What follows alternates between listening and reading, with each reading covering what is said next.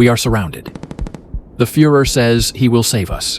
But today, 5 men share 1 loaf of bread. The horses are gone. I would eat a cat. December 1942. Stalingrad. A frozen pocket of death on the Volga River. More than 250,000 men trapped. No escape, no mercy. This is not the story of generals or maps.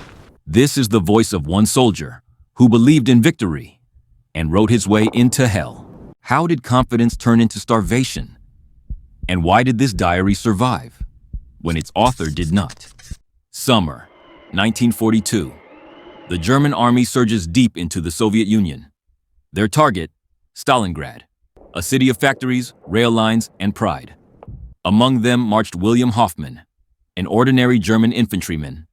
He kept a diary, not for history, for home. Welcome to Echoes of Valor X. Today, we uncover the diary of William Hoffman, a soldier who entered Russia dreaming of medals and died cursing the war that sent him there. July 1942. The German advance feels unstoppable. The Volga seems close enough to touch. The company commander says if our operations continue like this, we'll reach the Volga soon. Stalingrad will fall. The war will end. Maybe we'll be home by Christmas. Orders from Berlin echo through the ranks. Faith in Hitler is absolute. The Führer knows where the Russians are weak. Victory is near. We are convinced nothing can stop us. He dreams of medals, of Elsa, of returning home decorated, a conqueror. But the road to Stalingrad is already soaked in fire. By September, the city burns. The Luftwaffe turns Stalingrad into rubble. But the ruins fight back. Wherever you look, it is fire and flame. The Russians shoot from the burning city.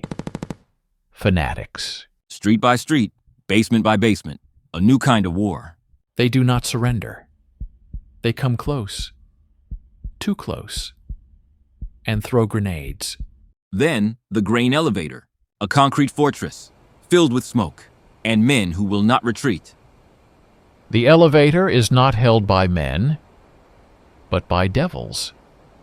Neither fire nor bullets can destroy them. Casualties pile up. Bodies rot where they fall. During the day, you can hardly breathe. The dead cannot be removed. They rot where they lie. Stalingrad stops being a city. It becomes a meat grinder. Late September. After weeks of slaughter, German forces reach the Volga in the southern sector.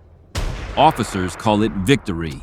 Today, the entire division celebrates. Together with our tanks, we captured the southern part of the city and reached the Volga.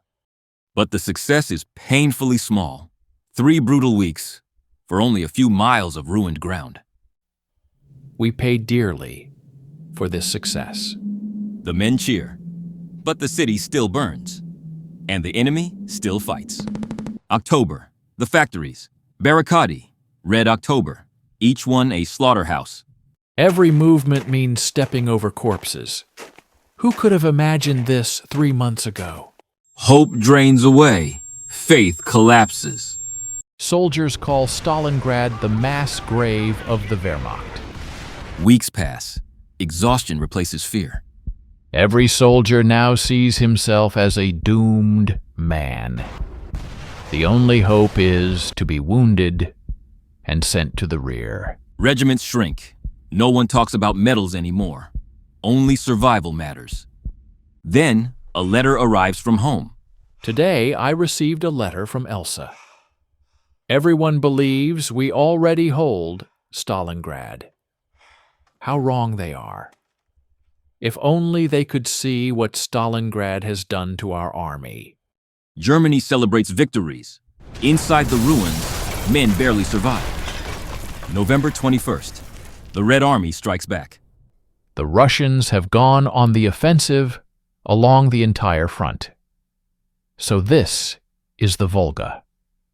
Victory and soon home. We will see our families again in another world.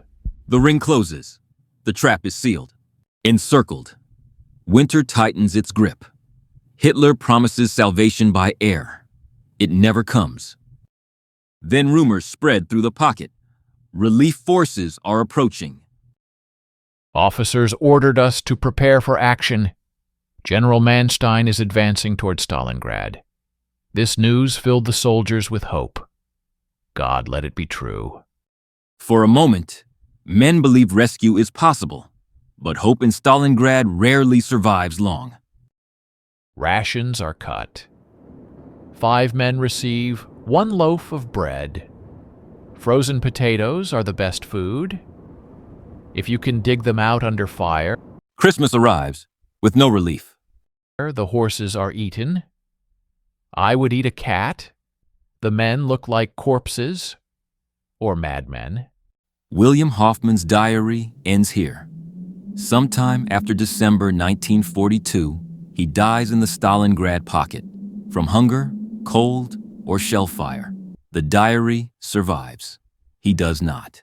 Stalingrad was not just a battle. It was a slow unmaking of belief, of bodies, of souls. An entire army marched east, believing victory was inevitable. That courage, discipline, and steel would win the war.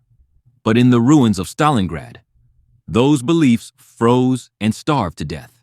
William Hoffman left Germany dreaming of medals, of parades, of Elsa waiting at home. Instead, he learned what war truly is. Cold that eats through bone, hunger that breaks men faster than bullets, fear that never sleeps, and death that comes quietly, while men wait for rescue that never arrives. He did not die in a heroic charge, not in a glorious victory, but slowly, somewhere in the ruins, hungry, frozen, forgotten. Around him, tens of thousands shared the same fate. Some died in the snow. Others marched into captivity, never to return home. Entire regiments vanished into silence. When the guns finally stopped, Stalingrad was a city of ash and shattered stone. And beneath that snow lay men from both sides, who only months before believed they would be home by Christmas. Hoffman's body disappeared in that winter, but his words survived. A reminder that behind every army are millions of men who simply wanted to go home. Fathers, husbands, sons, and many never did. Even today, the wind still blows across those ruins, across the Volga, across the graves without names. And somewhere in that wind, echo the voices of soldiers who never came back. If you want to hear more forgotten stories, not of victory, but of survival, loss, and the true cost of war, subscribe to Echoes of Valor X, because war never truly ends on the battlefield. It echoes.